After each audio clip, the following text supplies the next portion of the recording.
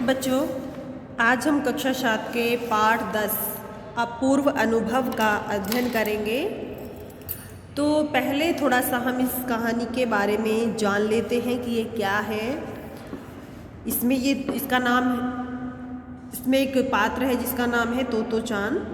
तो ये मतलब इसी नाम से विश्व की एक अमूल्य निधि है जो ये एक जापानी भाषा में लिखी गई है और इसका जो अनुवाद है वो कई और भाषाओं में भी किया जा चुका है। जैसे ये अभी हिंदी में आपके सामने ये हिंदी में अनुवाद इसका होकर आया है, लेकिन ये है मूलतः जापानी भाषा की।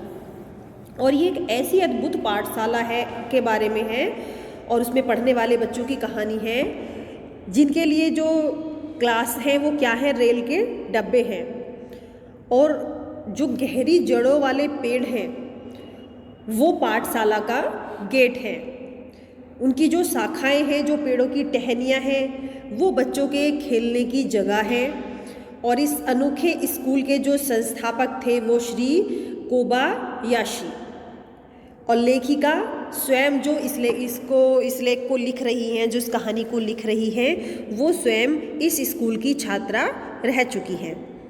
तो उन्होंने खुद मतलब अपने ही बचपन के कुछ अनुभवों पर आधारित है उनकी ये कहानी। और पुस्तक, ये जो उनकी पुस्तक है तोतो चान, उसी का ये एक छोटा सा अंश है जिसको हिंदी में अनुवाद करके आपके सामने प्रस्तुत किया गया है और इसका नाम है अपूर्व अनुभव। तो बच्चों चलिए थोड़ा सा हम इसके बारे में जान लेते हैं। जान लिया है हमने और अब हम इसके अंदर पढ़ते हैं कि इसमें क्या है।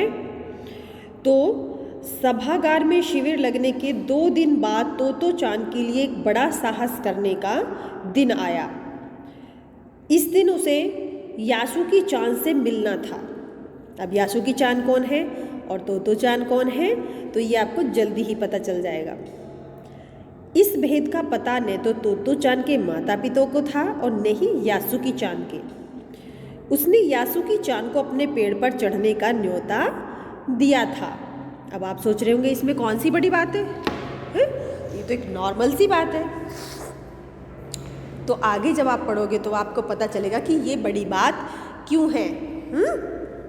या उनके माता पिता को भी इस बात के बारे में पता क्यों नहीं था। तो तोमोई में हर एक बच्चा बाग के एक एक पेड़ को अपने खुद के चढ़ने का पेड़ मानता था, यानी वहाँ जहाँ पर वो पढ़ते थे। अब आपको इसमें नाम भी थोड़े अजीब से लग रहे होंगे, तोतो चान, यासुकी, तोमोए हैं। तो ये इसलिए लग रहे हैं क्योंकि ये जापानी भाषा के हैं। तो वहाँ पर जहाँ पर वो खेलने जाते थे, पढ़ने जाते थे, जो उनकी पाठशाला थी वो रेल के डब्बे थी, खाली जैसे रेल के डब्बे होते हैं।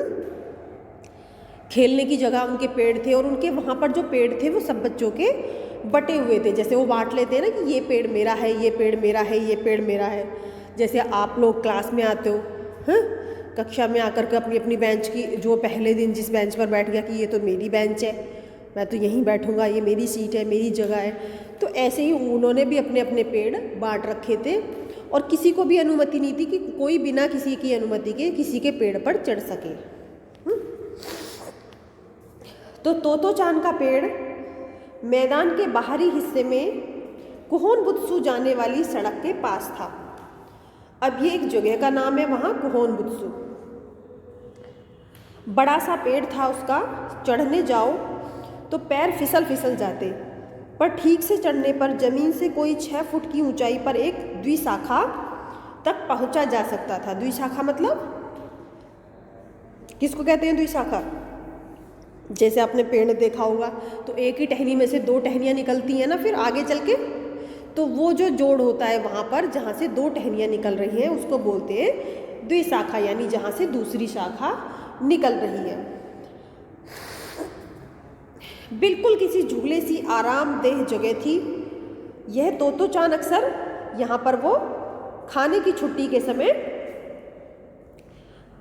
या स्कूल के बाद ऊपर चढ़ी मिलती थी वो वहाँ पर। वहाँ से वह सामने दूर तक ऊपर आकाश को या नीचे सड़क पर चलने वाले लोगों को देखा करती थी, क्योंकि पेड़ ऊंचा था तो वहाँ से बैठ के वो उसको नीचे भी दिखाई देता था और ऊपर भी दिखाई देता था खुला आसमान। बच्चे अपने अपने पेड़ को निजी संपत्ति मानते थे। निजी मतलब अपनी खुद की, जैसे कि वो पेड़ किसी और के ना होकर के उनकी अपनी संपत्ति है, उनका खुद पूरा अधिकार है उस पर। और किसी दूसरे के पेड़ पर चढ़ना हो तो उससे पहले पूरी शिष्टता से, शिष्टता मतलब पूरी तमीज के साथ, माफ़ कीजिएगा क्या मैं अंदर आ जाऊं, ऐसा उनको पूछना पड़ता था। उससे पहले कोई भी एक दूसरे के पेड़ पर नहीं जा सकता था। यासुकी चान को पोलियो था, इसलिए वह न तो किसी पेड़ पर चढ़ पाता था और न ही किसी पेड़ को वो अपनी निजी संपत्ति मानता था। अतः तोतो चान ने उसे अपने पेड़ पर आमंत्रित किया था, पर यह बात उन्होंने किसी से नहीं कही। क्यों नहीं कही? क्योंकि अगर बड़े सुनते तो डांटते। कोई भी नहीं चढ़ने देता उसको पेड़ पर। घर से निकलते समय तोतो चान ने माँ से कहा कि वह यासुकी चान के घर डेनेन चोफू जा रही है। क्योंकि वह झूठ बोल रही थी अपनी माँ से, तो इसलिए वो अपनी माँ की आंखों में उसने नहीं झांका। तो होता है ना, कई बार जब हम झूठ बोलते हैं तो हम किसी से अपनी नज़रें नहीं मिला पाते हैं, हम उससे अपनी नज़रें चुराते हैं। तो उसको भी पता था कि वो माँ से झूठ बोल रही है कि मैं उसके घर जा रही हूँ, हाँ, तो इसलिए वो अपनी माँ से नज़रें नहीं मिला रही थी।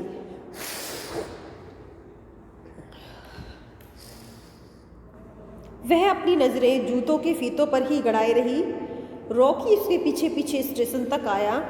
जाने से पहले उसने सच बताए बिना तोतो चान से नहीं रहा गया।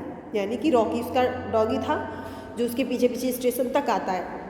तो वो सोच रही थी कि मैं जाने से पहले किसी को अपने बारे में सच बता जाऊं कि मैं कहाँ जा रही हूँ। तो वो क्या करती है, वो उस रॉकी को बता देती है। अब उसको पता है वो रॉकी तो किसी को बताएगा नहीं, तो वो उसको बता देती है। मैं यासुकी चान को अपने पेड़ पर चढ़ने देने वाली हूँ, उसने बताया। जब तोतो चान स्कूल पहुंची तो रेल पास उसके गले के आसपास हवा में उड़ रहा था। यासुकी चान उसे मैदान में क्यारियों के पास मिला। गर्मी की छुट्टियों के कारण सब सूना पड़ा था। यासुकी चान उससे कुछ जमा 1 ही वर्ष बड़ा था, यानी किससे? तोतो चान से। पर तोतो चान को वह अपने से बहुत बड़ा लगता था कि वो मुझसे बहुत बड़ा है, जबकि वो उससे थोड़ा ही बड़ा था। जैसे ही यासुकी चान ने तोतो चान को देखा, वह पैर घसीटता हुआ उसकी ओर बढ़ा। आपने कभी देखा होगा किसी बच्चे को जिसको पोलियो हो जाता है पैर में, है ना, तो उनका एक पैर वो काम नहीं करता है। तो ऐसे ही उसको भी एक पैर में पोलियो था, जिसकी वजह से जो है वो मतलब चल नहीं पाता था ठीक से, वो उस पैर को घसीटते हुए चलता था। तो यासुकी चान ने तोतो चान को देखा, वह पैर घसीटता हुआ उसकी ओर बढ़ा। उसके हाथ अपनी चाल को स्थिर करने के लिए दोनों ओर फैले हुए थे, यानी वो बैलेंस बनाकर चल रहा था, क्योंकि वो जल्दी जल्दी वैसे चल रहा था तो कहीं गिर ना जाए। तोतो चान उत्तेजित थी। वे दोनों आज कुछ ऐसा करने वाले थे जिसका भेद किसी को भी पता नहीं था। तो वह उल्लास में ठिठियाकर हंसने लगी, यानी उसको देखकर एकदम से वो जब उसकी तरफ आ रहा था और वो भी एकदम खुशी से बहुत तेज करके हंसने लगी। यासुकी चान भी हंसने लगा। तोतो चान यासुकी चान को अपने पेड़ की ओर ले गई और उसके बाद वह तुरंत चौकीदार के छप्पर की ओर भागी, जैसा उसने रात को ही तय कर लिया था। वहाँ से वह एक सीढ़ी घसीटती हुई लेकर आई, उसे तने के सहारे लगाया। तना मतलब जो पेड़ होता है उसकी जो नीचे जड़ से और ऊपर फलक तक जो बीच का हिस्सा होता है वो तना होता है। तो उसके सहारे उसने उस सीढ़ी को लगाया जिससे वह द्विशाखा तक पहुंच जाए। तो द्विशाखा मैंने आपको बताया था किसको बोलते हैं, जहाँ से दूसरा हिस्सा निकलता है टहनी का, शाखा का। वह कुर्सी से ऊपर चढ़ी और सीढ़ी के किनारे को पकड़ लिया। तब उसने पुकारा, ठीक है, अब ऊपर चढ़ने की कोशिश करो। यासुकी चान के हाथ पैर इतने कमज़ोर थे कि वह पहली सीढ़ी पर भी बिना सहारे के नहीं चढ़ पाया। अब जिस बच्चे को पोलियो लगा हुआ है एक पैर में, जिसका एक पैर काम नहीं करता, तो सोचो उसके लिए सीढ़ी पर चढ़ना कितना मुश्किल काम था। तो अब क्या करते हैं, इस पर तोतो चान नीचे उतर आई और यासुकी चान को वो पीछे से धक्का देने लगी। पर तोतो चान थी छोटी और नाजुक सी, इससे उसकी सहायता क्या करती वो। यासुकी चान ने अपना पैर सीढ़ी पर से हटा लिया और हताशा से सिर झुकाकर खड़ा हो गया। हताशा से मतलब निराश होकर कि अब वो उसको क्या लगा कि मैं नहीं चढ़ सकता, कभी भी नहीं कर सकता मैं ऐसा। तोतो चान को पहली बार लगा कि काम उतना आसान नहीं है जितना वो सोच बैठी थी। उसे तो आसान लग रहा था, वो बच्ची थी, उसको क्या पता कि ये काम कितना मुश्किल है। अब क्या करे वह। यासुकी चान उसके पेड़ पर चढ़े, यह उसकी बहुत ज़्यादा मतलब हार्दिक मतलब बहुत दिल से इच्छा थी उसकी। यासुकी चान के मन में भी उत्साह था, खुशी थी, उमंग थी। वह उसके सामने गई, उसका लटका चेहरा इतना उदास था कि तोतो चान को उसे हंसाने के लिए गाल फुराकर तरह तरह के चेहरे बनाने पड़े। ठहरो, एक बात सूझी है। वह फिर चौकीदार के छप्पर की ओर तेजी से दौड़ती है और हर एक चीज़ उलट पुलट कर वहाँ पर देखती है, यानी कि जैसे वो कुछ वहाँ पर ढूंढने की कोशिश कर रही थी। अब आखिर उसे एक वहाँ तिपाई सीढ़ी मिली। तिपाई सीढ़ी आपने देखी होगी, तिपाई मतलब 3 पाए वाली, जिसमें 3 पाए होते हैं। तो उसमें क्या होता है कि उसके लिए आसानी हो जाती है, उसको किसी को पकड़ने की ज़रूरत नहीं पड़ती। आपने देखा होगा आपके घर में कभी पेंट होता है या कोई और काम होता है, इलेक्ट्रिशियन वगैरह कुछ काम करते हैं, तो ज़्यादातर वो उसी सीढ़ी का प्रयोग करते हैं कि उस पर खड़े होकर वो आराम से काम कर लेते हैं और उसको पकड़ने की ज़रूरत किसी को नहीं पड़ती है। तो वह तिपाई सीढ़ी को घसीट कर ले आई और अपनी शक्ति पर वो हैरान होने लगी। यानी उसे ये उम्मीद ही नहीं थी कि वो उसमें इतनी हिम्मत है, वो ऐसा काम कर सकती है। तिपाई की ऊपरी सीढ़ी द्विशाखा तक पहुंच रही थी। देखो अब डरना मत, उसने बड़ी बहन की सी आवाज़ में कहा कि ये डगमगाएगी नहीं। यानी वो उसको हिम्मत बंधा रही थी कि तुम डरना मत, अब ये हिलेगी नहीं, तुम इस पर आसानी से चढ़ सकते हो। यासुकी चान ने घबराकर तिपाई सीढ़ी और पसीने से तरबतर तोतो चान की ओर देखा। उसे भी काफ़ी पसीना आ रहा था। उसने पेड़ की ओर देखा और तब निश्चय के साथ पांव उठाकर पहली सीढ़ी पर उसने रखा। उन दोनों को यह बिल्कुल भी पता न चला कि कितना समय यासुकी चान को ऊपर चढ़ने तक में लगा। सूरज का ताप उन पर पड़ रहा था, ताप मतलब सूरज की गर्मी, पर दोनों का ध्यान यासुकी चान के ऊपर तक पहुंचने में रमा हुआ था। उन्हें सूरज की गर्मी का या किसी और चीज़ का कोई भान नहीं था, कोई एहसास नहीं था, केवल उन्हें तो ऊपर चढ़ना था। तोतो चान नीचे से उसका एक एक पैर सीढ़ी पर धरने में मदद कर रही थी। अपने सिर से वह उसको पिछले हिस्से को स्थिर कर रही थी, यानी कि अपने सिर से भी वो उसको ऊपर के लिए सहारा दे रही थी। यासुकी चान पूरी शक्ति के साथ जूझ रहा था और आखिर वह ऊपर पहुंच गया। हुर्रे! पर उसे अचानक सारी मेहनत बेकार लगने लगी। क्यों? क्योंकि तोतो चान तो सीढ़ी पर से छलांग लगाकर द्विशाखा पर पहुंच गई, पर यासुकी चान को सीढ़ी पर से पेड़ पर लाने की हर कोशिश बेकार रही। अब यासुकी चान सीढ़ी थामे तोतो चान की ओर ताकने लगी कि अब उसको पेड़ पर कैसे लाए। वहाँ तक तो वो आ गया, अब वो तो वहाँ से कुदक के चढ़ गई ऊपर, लेकिन अब वो उसको कैसे, यासुकी चान जो थी उसको कैसे लाए। अब जो है तोतो चान की रुलाई छूटने को हो गई, यानी उसने जो है रुलाई मतलब रोने का उसका मन करने लगा। उसने चाहा कि यासुकी चान को पेड़ पर आमंत्रित कर तमाम नई नई चीज़ें वो दिखाए, लेकिन वो यासुकी चान को ऊपर तक नहीं ले जा पा रही थी। अब पर वह रोई नहीं, उसने डर था कि उसके रोने पर यासुकी चान भी रो पड़ेगा। तो उसने यासुकी चान की पोलियो से पिचकी और अकड़ी उंगलियों वाला हाथ अपने हाथ में थाम लिया। उसके खुद के हाथ से वह बड़ा था, उंगलियां भी लंबी थीं। देर तक तोतो चान उसका हाथ थामे रही, तब बोली, तुम लेट जाओ, मैं तुम्हें पेड़ पर खींचने की कोशिश करती हूँ। अब उस समय द्विशाखा पर खड़ी तोतो चान द्वारा यासुकी चान को पेड़ की ओर खींचते अगर कोई बड़ा देखता तो वह जरूर डर के मारे चीख उठता कि कहीं ऐसा ना हो कि वो गिर जाए और उसको चोट आ जाए। उससे वे सच में जोखिम उठाते ही दिखाई देते, पर यासुकी चान को तोतो चान पर पूरा भरोसा था और वह खुद भी यासुकी चान के लिए भारी खतरा उठा रही थी। उसने नन्हे नन्हे हाथों से वह पूरी ताकत से यासुकी चान को खींचने लगी। बादल का एक बड़ा टुकड़ा बीच बीच में छाया करके उन्हें कड़कती धूप से बचा रहा था। काफ़ी मेहनत के बाद दोनों आमने सामने पेड़ की शाखा पर बैठे थे। अब पसीने से तरबतर अपने बालों को चेहरे पर से हटाते हुए तोतो चान ने सम्मान से झुककर कहा, मेरे पेड़ पर तुम्हारा स्वागत है।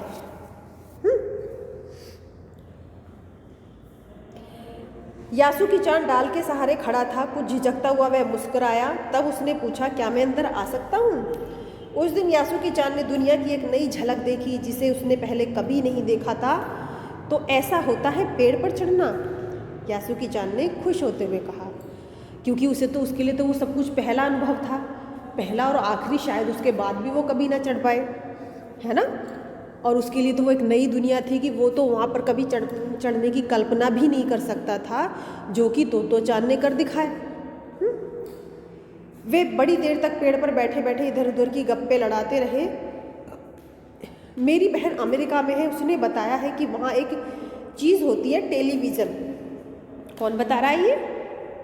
यासुकी चान। यासुकी चान उमंग से भरा बात बता रहा था। वह कहती है कि जब वह जापान में आएगा तो हम घर पर बैठे बैठे ही सूमो कुश्ती देख सकेंगे। वह कहती है कि टेलीविज़न एक डिब्बे जैसा होता है। तोतो चान उस समय यह तो नहीं समझ पाई कि यासुकी चान के लिए, जो कभी भी दूर तक नहीं चल सकता था, घर बैठे चीज़ों को देख लेने के लिए उसके क्या अर्थ होंगे, यानी क्या वो सोचता होगा, क्या उसकी वैल्यू होगी उसके लिए, क्योंकि वो ज़्यादा तो कहीं जा नहीं सकता था। वह तो यही सोचती रही कि सूमो पहलवान घर में रखे किसी डिब्बे में कैसे समा जाएंगे। अब दोनों छोटे थे तो छोटे बच्चों की छोटी सोच होती है, अब उनको इतना नहीं पता होता, इतनी जानकारी नहीं होती। तो वो भी यही सोच रही थी कि भला ऐसा कैसे होता होगा, सूमो पहलवान तो इतना बड़ा होता है और उस छोटे से डिब्बे में वो कैसे आ जाएगा। उनका आकार तो बड़ा होता है। पर बात उसे बड़ी लुभावनी लगी, यानी उसके मन को बड़ी अच्छी लगी ये बात सुनकर। उन दिनों टेलीविज़न के बारे में कोई नहीं जानता था। पहले यासुकी चान ने ही तोतो चान को उसके बारे में बताया था। पेड़ मानो गीत गा रहे थे और दोनों बेहद खुश थे। यासुकी चान के लिए पेड़ पर चढ़ने का यह पहला और अंतिम मौका था। तो बच्चों, कैसी लगी ये कहानी और क्या सीखा आपने इस कहानी से? तो कहानी तो बहुत अच्छी थी और हमने क्या सीखा कि हमें कैसी भी परिस्थितियां हों, कभी भी हार नहीं माननी चाहिए, हमें मेहनत करनी चाहिए, सिर्फ सकारात्मक रखना चाहिए अपने सोच को। अगर हम ठान लें कि हम ये काम कर सकते हैं तो हमारे लिए कोई भी काम असंभव नहीं है। हम किसी भी कार्य को आसानी से कर सकते हैं, चाहे वो कितनी भी मुश्किलों से भरा हो। तो बच्चों, आशा करती हूँ आपको ये कहानी बहुत अच्छी लगी होगी और आपको इससे बहुत कुछ सीखने को मिला होगा। धन्यवाद।